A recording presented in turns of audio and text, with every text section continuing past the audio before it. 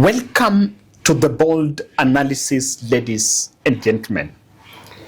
The events of the last 7 days after teacher Albert died in police custody that also brought up the brazen shooting of a masked hawker in Nairobi CBD has exposed how Kenya has descended to a bottomless insecurity pit.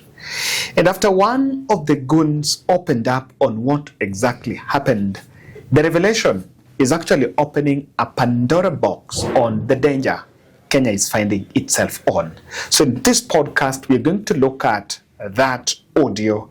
But of course, interestingly, you will understand whether the corrosion in the security sector, is it a coincidence or what exactly is making the system to collapse? But before we get to those details, first, we are calling on you to help us respond to this distress over this boy, Steve. Steve is the son of Eunice. Eunice is the lady we helped in this channel in the month of March. And of course, one of the things that we were doing is we helped Eunice when she was sick, but when Steve called me last week, I did confirm that I did establish that the mother actually died. But 2 days later, the son got stroke.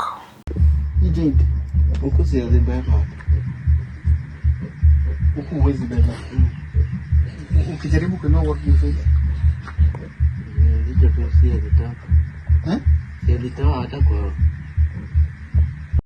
So my team, when he called me, I dispatched a team on Tuesday who are in Siaya to respond.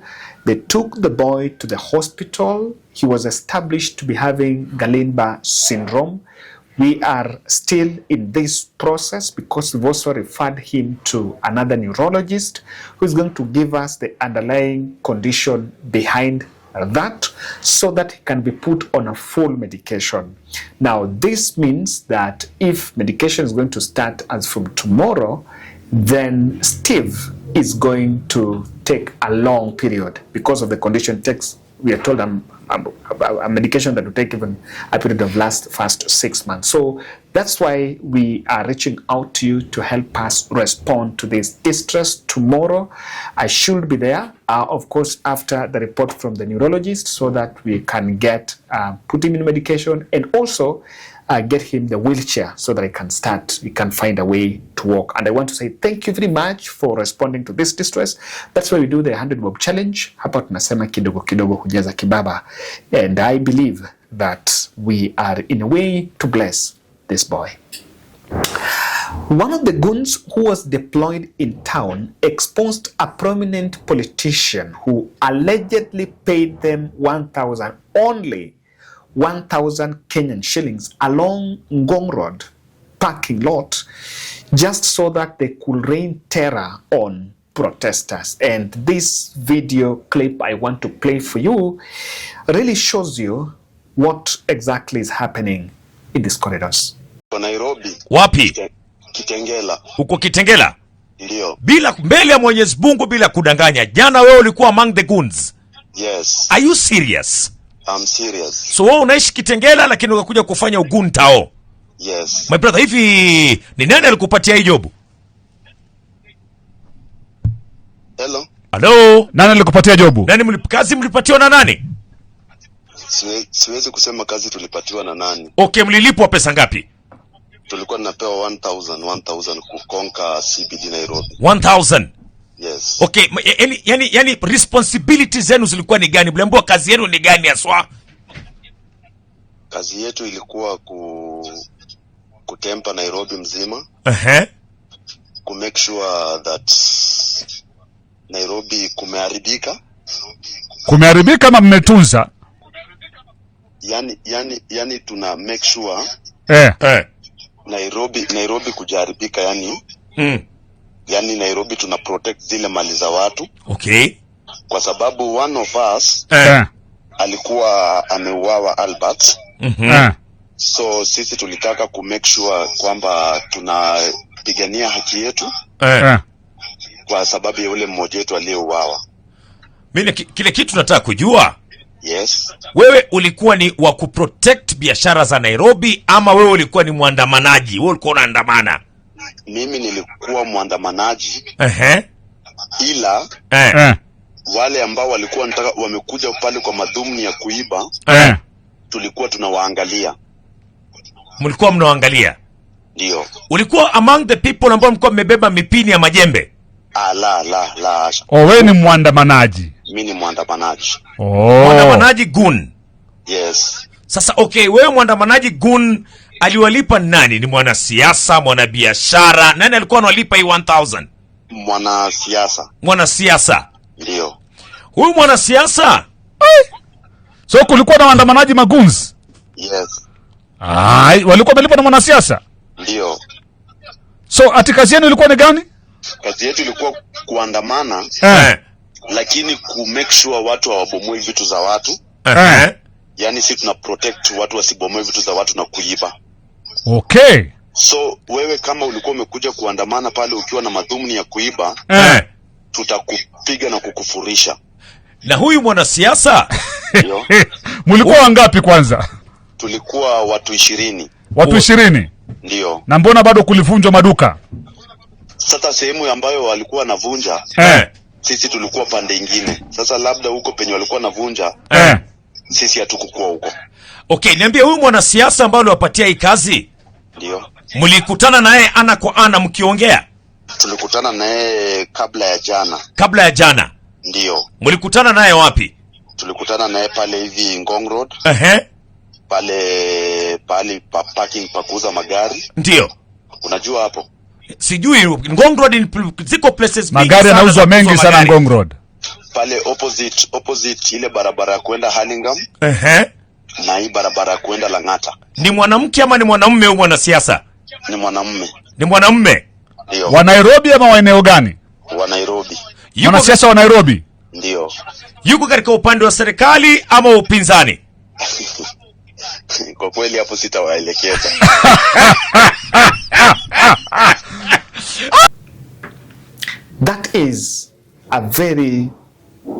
That's a very shocking scene. And you can see how politicians have weaponized all this just for their own interest.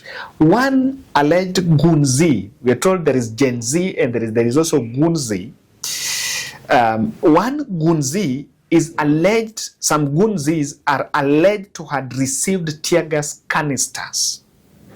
Look at how, you know, it's not really a good show. Look at how we've sunk to the lowest until tunapatia tear gas canisters to civilians so that they can protect our interest. That person on phone has revealed information, and of course it is not a secret that it is the county government of Nairobi that dispatched those Goonzis to go and raid terror on protesters under the pretense of ensuring security in CBD.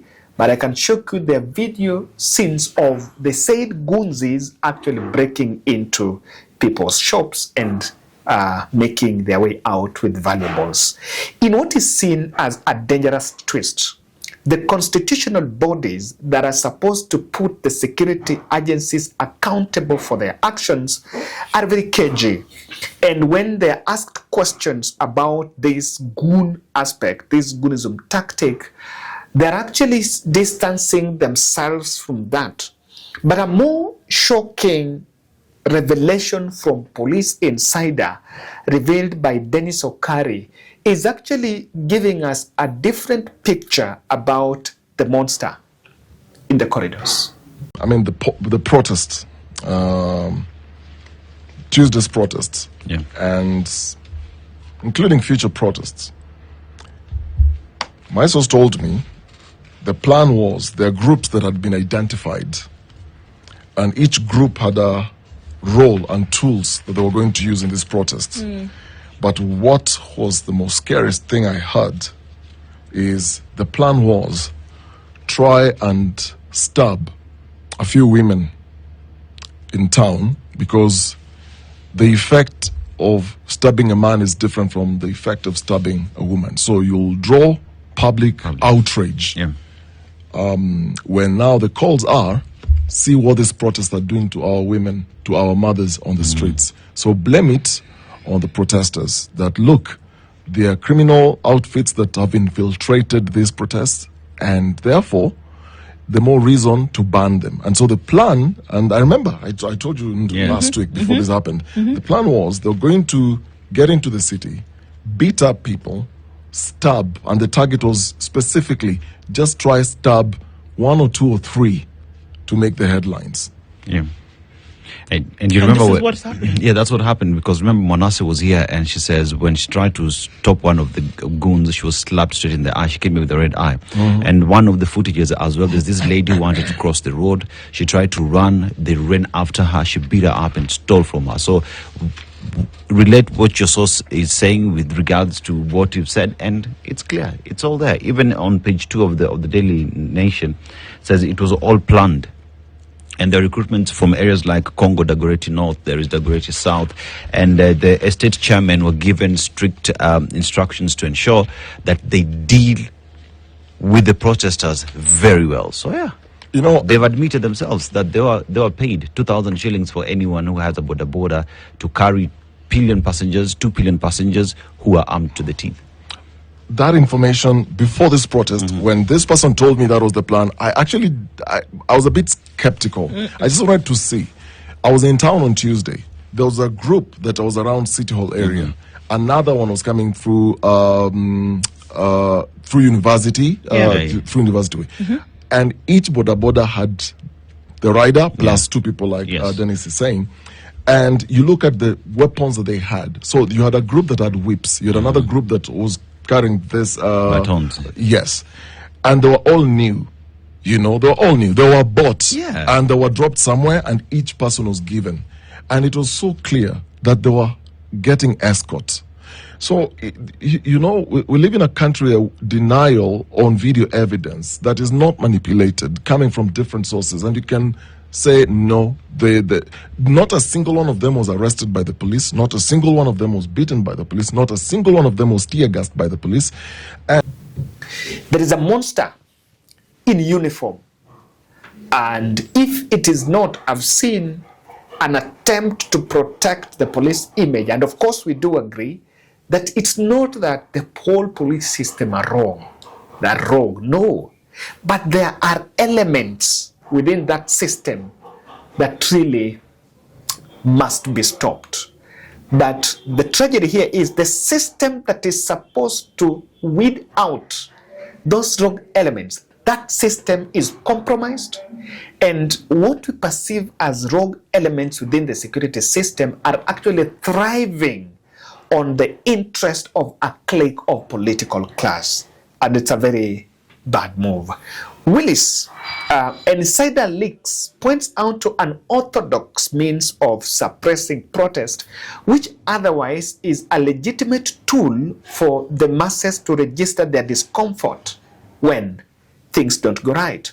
As Willis Ochino warns, here, politicians have been allowed and they have found the luxury of weaponizing the police to manage their political interests. And as if he says, the gentleman who shot someone, a hawker in town, at the back of his mind, probably he was acting on orders because he believes that I am protecting those on power. Police and politicians, what we mean is this. The police have agreed to be taken over by legacy politicians. So that policeman who was shooting poor Boniface, unarmed, not even demonstrating, to him in his eyes, I am doing it to the benefit of my political cause. They are no longer serving the people, they are serving legacy politicians. And we must say it for what it is. When the police are deployed, when there's a demonstration, they are not deployed to maintain law and order. They are deployed to undermine a political cause that the political legacy politicians are not comfortable with. They are not happy when Kenyans are agitating for good governance. So the deployment is about go and disrupt them, go and challenge them, go and stop them. That is why they find comfort. They are at home with armed goons deployed by legacy politicians led by Sakaja. to go out He has to denied attack. those allegations. He may deny, but the same Sakaja, we must say the truth. Sakaja in a public forum specifically said, Jaribuni Tuesday mtaona. Mtanipata town. He said it. That means he's and down. Even those who were deployed, those goons when they were deployed, we saw them outside City Hall shouting Igwe, saying Sakaja tumefanya kazi. So he must take ownership. We cannot have legacy politicians saying this today and they do the opposite tomorrow and then they deny when it's not politically convenient. We must call it for what it is. And we must go down even to why are we here. We should never lose focus of the situation why we are here today. We are here today because IDIG decided to lodge a complaint against Albert Ojwang. And when Albert Ojwang was arrested in Homa Bay, driven over 300 kilometers to Nairobi, taken to a police cell to be punished, to be disciplined, that led to his death. By the time someone is being apprehended on the authority of top police establishment, tortured inside a police station until he dies, then the problem cannot be solved by saying we've had reforms by buying equipment, as Okari says. A very bad move. But there are also some learning lessons that the country must get, even those who are in these corridors must get. You act for the politician today, but tomorrow when you face the prosecution, when you face the wrath of the people, you will not see the commander really escorting you to court. IPOA, who is supposed to be the watchdog, is looking lukewarm and has failed to gain the public trust on such a high-profile case. Police bosses were playing cagey when asked about all this. In fact, I saw goons being escorted by police. And someone argued that goons were embedded in the police service, and it is the police who are giving them directions on what not to do. Someone asked, who should be investigated? Really, who should be investigated? As we say, they are not. On the Albert Ojwang's case, the general feeling is their take is underwhelming. How they've performed around Ojwang's issue is underwhelming in the sense that even some of accused who are some of the suspects who are supposed to write statements, their statements are not consistent, and of course they have not been given the seriousness that it needs. Remember, 11 days after Albert died in police custody, the complainant, the principal complainant, is yet to write a statement. As of the time I was shooting this video, I don't know whether Edward Langat had moved to DCI headquarters to write a statement. But then that shows you how things are being done. And to just add salt into the injury, politicians are actually regrouping in cohorts to defend police elements. We need to mature our processes to the level that our procedure should never revolve around an individual. First, I regret the resignation of the Deputy Inspector General, Bwana Eliud Langat. It was uncalled for. There is no relationship between a DIG and a police station. A DIG is a very senior person. When a DIG makes a complaint and an OB is booked, I have had people asking why that gentleman was transferred from Homa Bay to Nairobi. When you make a complaint in Malindi or in Isiolo, even if the suspect is in Tanzania, that suspect must be brought to the station upon which the report was first filed. And I think if there is a gentleman that requires to be given a prize or a present, it's Eliud Langat. If I were him, I wouldn't have made a complaint. Today, the most worried people are police officers. They are worried because they have a constitutional duty to protect life and properties. But in line of doing what they do, many of them have lost jobs, many of them have been jailed, many of them are facing myriad of criminal cases and prosecutions. So in my view, I think we need to reflect as a country. We need to look beyond whatever is happening today. You cannot condemn the National Police Service on the basis of very few isolated cases, because the contrary is to seriously interfere with the work of the police officers. If IPOA will continue to terrorize and intimidate and instill fear in the National Police Service, I will be proposing constitutional amendments. A very good example is this. There is this unholy alliance, and it is very dangerous, between the police and the policymaker. Nairobi Women Rep Esther Passaris on several occasions has been releasing snippets of statements about how he was, of course, proving the innocence of Eliud Langat, and of course, a man who also was alleged to have killed someone during elections, Didmas Baraza, even called a press briefing, giving Kenyans his point on the state of affairs. In fact, it is even alleged that the whole cover-up has even been taken care of in Parliament. Whatever is happening in the Parliament is actually just a charade that is not aimed at giving any tangible feedback. And it's a matter of wait and see how that will play out. So one question that I want to answer here is, what is the objective of security system collapse? Is it a natural collapse, or this is something that has been staged? That question, I will going to answer it using these 4 points, and I want us to look at it this way.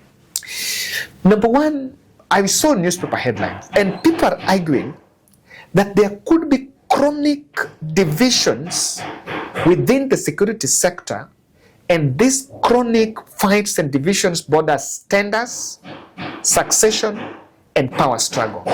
I may not be shocked if someone can confirm that DIG Alagat, IG Amin, DIG Masengeli, and IG Kanja and Masengeli are not getting along. Something is not, and that played out. You could see that Amin, who was actually feeling like DIG Lagat was being protected, came out blatantly and told the country that, look here, Talam is a prime suspect. Knowing very well that after saying Talam is a prime suspect, James Mukhwana, who was in police custody, came with a statement and said, wait here, Talam is the one who gave me instructions, and Talam told me that he was given instructions from Lagat. So what was happening? Amin was indirectly showing you, this is the one of the dog. This is it. By pointing Talam, Amin was directly pointing out, asking the question to ask Talam questions. Who sent Talam? So that played out. And in fact, you'll understand that from the word go, IG Kanja was not part of this cover-up scheme. He looked genuine. He looked someone that really was needing those answers. But again, how do we give him a clean bill of health if Goons reigned terror in the CBD and is yet to give a statement? Number two, the political wing has dipped and immersed itself, its interest in the police sector, in the security sector, and is banking on security agencies for survival.